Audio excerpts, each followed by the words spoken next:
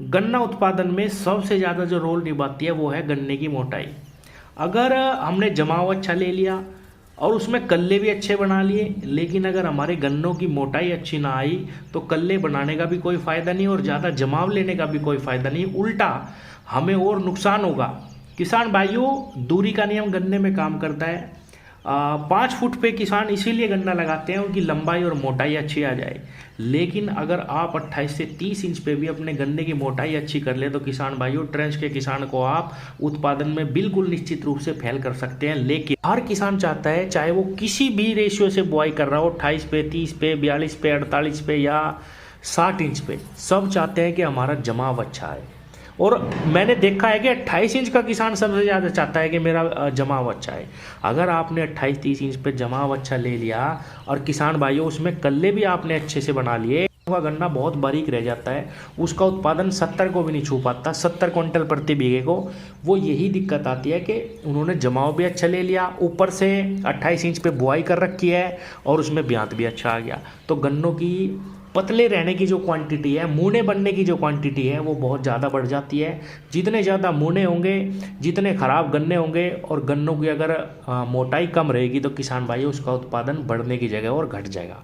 तो हमें गन्ने की मोटाई बढ़ानी है। किसान भाइयों, अच्छे उत्पादन के लिए ट्रेंच के किसान को तो ये परेशानी रहती है कि मेरा जमाव हमेशा अच्छा ही आना चाहिए, बहुत अच्छे कल्ले बनने चाहिए, उन कल्लों को मुझे गन्नों में परिवर्तित करना है। लेकिन जो 28 इंच का किसान है उसका चाहे थोड़ा सा कम भी जमाव आ जाए किसान भाइयों, थोड़े कम कल्ले भी हों, तब भी एक अच्छा उत्पादन 28-30 इंच का किसान ले जाता है। लेकिन अगर उसने अपने गन्ने की मोटाई बढ़ा ली तो किसान भाइयों निश्चित रूप से ट्रेंच के किसान को 28 इंच का किसान फेल कर जाएगा।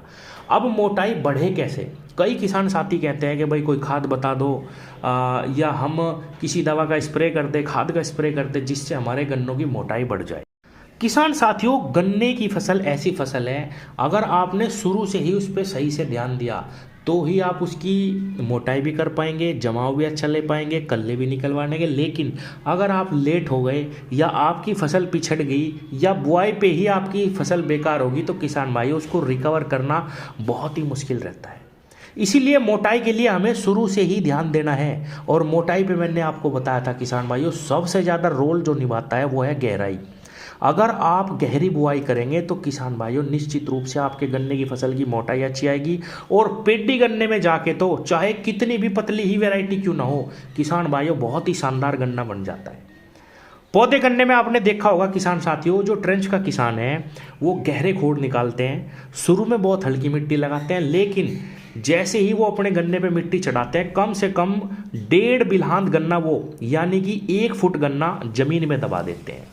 अब होता क्या है कि ज़्यादा जड़ें बनेंगी उस 1 फीट में, जो छोटी छोटी पोरियां हैं वो सारी की सारी भोजन बनाने का काम शुरू कर देती है, इसीलिए गन्ने की मोटाई ट्रेंच में ज़्यादा आती है। तो किसान भाइयों, जब भी हम अपने गन्ने की बुआई करें उसकी बहुत ही गहरी जुताई करें ताकि जड़ें दूर दूर तक फैलें। और किसान भाइयों, बुआई पे हमेशा सिंगल सुपर फास्फेट खाद के 2 बैग 5 बीघे खेत में आपको डालने ही डालने हैं। अब ये मैं क्यों बता रहा हूँ किसान भाइयों, इसके अंदर कैल्शियम और सल्फर होता है। सल्फर इतना मोटाई पे काम नहीं करता, लेकिन कैल्शियम वो तत्व है किसान भाइयों जो गन्ने की फसल में खासकर मोटाई के लिए सबसे ज़्यादा उत्तरदायी है। और आपने देखा होगा बाजार में कैल्शियम के रेट बहुत ज़्यादा हैं, इसीलिए इसके सस्ते स्रोत या तो हम जिप्सम की तरफ जाएं। जिप्सम के अंदर बहुत ही अच्छी मात्रा में जैविक तरीके से आपको कैल्शियम और सल्फर दोनों खाद मिलेंगे, आपको बाजार से लेने की ज़रूरत नहीं पड़ेगी। लास्ट जुताई जब आप करें अपने गन्ने की, जब तक तैयारी कर रहे हो आप अपने खेत की बुआई की, उसी में 2 से 3 बैग 50-50 किलो के आप जिप्सम के डाल दो। किसान साथियों, आपके गन्ने की मोटाई निश्चित रूप से ज़बरदस्त होगी। अब एक चीज़ और बता दूं, आप कितना भी खाद डाल लेना किसान भाइयों, जो मैंने बात बताई है वो आपको करनी है, गहरी जुताई करके गहरी ही बुआई करें। किसान भाइयों, 1-2 दिन आपका गन्ना लेट जम सकता है, उसके बहुत सारे फायदे मिलेंगे, जड़ नीचे नीचे फैलेगी, पेटी गन्ने तक हमें बहुत ही अच्छा लाभ मिलता है इसका। किसान भाइयों, गन्ने की ज़बरदस्त मोटाई होगी, गिरेगा नहीं, अच्छे से भोजन बनाएगी सारी की सारी पोरियाँ। नीचे अगर हमने 1.5 बोरी भी दबा दी नॉर्मल बुआई में किसान भाइयों, आपका गन्ना निश्चित रूप से बहुत अच्छा फुलाव लेगा। गन्ने की मोटाई पे सबसे ज़्यादा तो काम करती है चीज़, वो यही है कि आप गहरी बुआई करें, कैल्शियम खाद का स्प्रे करें। कैल्शियम खाद जमीन में डाल ले बुआई के समय। तो किसान साथियों, बुआई के समय सिंगल सुपर फास्फेट डाल लो, या आप जिप्सम का इस्तेमाल करें, या किसान साथियों आपको कैल्शियम नाइट्रेट खाद का इस्तेमाल पहले या दूसरे पानी पे ज़रूर कर देना चाहिए। अब कुछ लोग कहते हैं कि भाई कैल्शियम का इस्तेमाल तो हमें सर्दियों में करना चाहिए, मिट्टी चढ़ाते वक्त करना चाहिए। नहीं किसान भाइयों, आप चाहे मेरी बात को आजमा लेना, डीएपी के साथ कैल्शियम नहीं डलती, आप डीएपी को बुआई में ना डालें।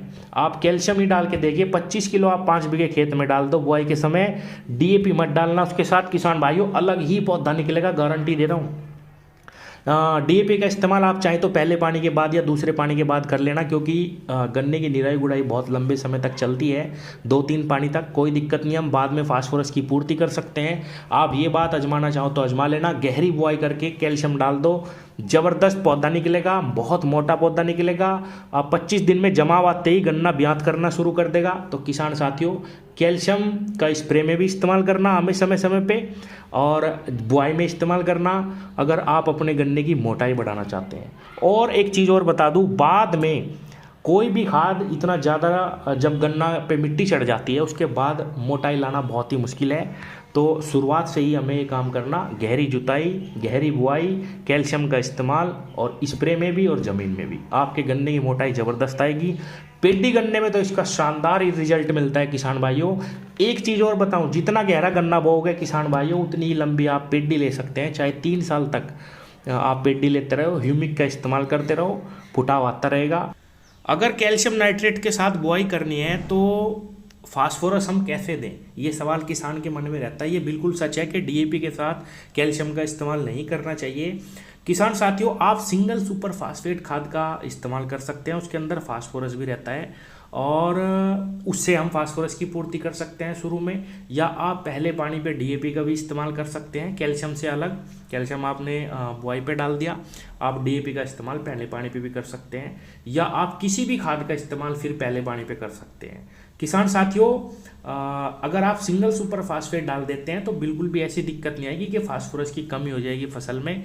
इसका इस्तेमाल हम बाद में भी कर सकते हैं। अगर आप चाहें, आजमाना चाहें तो आप कैल्शियम नाइट्रेट खाद के साथ भी गन्ने की बुआई कर सकते हैं। जांचा परखा तरीका है, बहुत ही शानदार रिजल्ट इस खाद के बुआई पे भी हमें मिलते हैं। नहीं तो आप डीएपी के साथ बुआई करो, एनपीके के साथ बुआई करो, या सिंगल सुपर फास्फेट के साथ बुआई करो, अतिरिक्त कैल्शियम की मात्रा आपको पहले या दूसरे या तीसरे पानी पे डाल देनी चाहिए, उसके बहुत ही शानदार रिजल्ट मिलते हैं। कल्लों पे भी किसान भाइयों कैल्शियम खाद का बहुत ही अच्छा रिजल्ट देखने को मिलता है। जिस खेत में हम शुरू में कैल्शियम डाल देते हैं पहले पानी पे या दूसरे पानी पे, उसके पौधे मोटे रहते हैं, कल्ले ज़्यादा विकसित होते हैं और बीमारी भी उसमें कम आती है किसान भाइयों। तो मोटाई के लिए कैल्शियम खाद सबसे ज़्यादा उत्तरदायी है। इसका इस्तेमाल समय समय पे स्प्रे में करते रहना, और बुआई में हमें कैल्शियम या पहले दूसरे पानी पर कैल्शियम का इस्तेमाल जरूर करना है। गहरी बुआई करनी है। धन्यवाद।